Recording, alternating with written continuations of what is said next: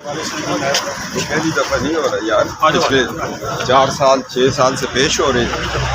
और कैप्टन साहब ना जलसे में नजर आए ना उसके बाद आज आ रहे हैं, क्या खैरियत तो है सर? फिट हो गया हूँ, आ गया हूँ।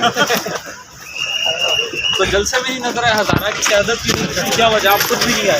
थक हुए थे आपने भाई। कहा था कि शायद मकान अब्बासी और दीगर नवाज जो है वो बुझे दिए वाले नहीं है, बुझे दिए पाने वाले, तो आज उनको साथ लेकर नहीं आए। मुझे कप्तान साहब से मुलाकात करने दीजिए।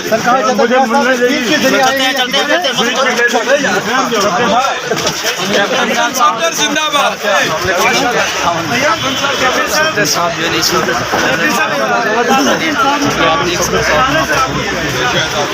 कैप्टन साहब रास्ता दो। सर क्या इंसाफ के लिए क्या समझते हैं कि एक बार फिर नवाज शरीफ बारी के वाले से वो क्या है, इस बार हुकूमत में आते हुए आपको नजर आ रहे हैं दोबारा ये तो अल्लाह को लिखा हुआ है और अल्लाह की जात करम करेगी। अल्लाह ने हमेशा नवाज शरीफ को नवाजा है अपने हबीब से। इमरान खान के हवाले से क्या कहेंगे, उनको इंसाफ मिल रहा है आज का? जो बंदा गिर जाए ना उसके सीने से उठ जाना चाहिए। आप उठ जाएंगे सर?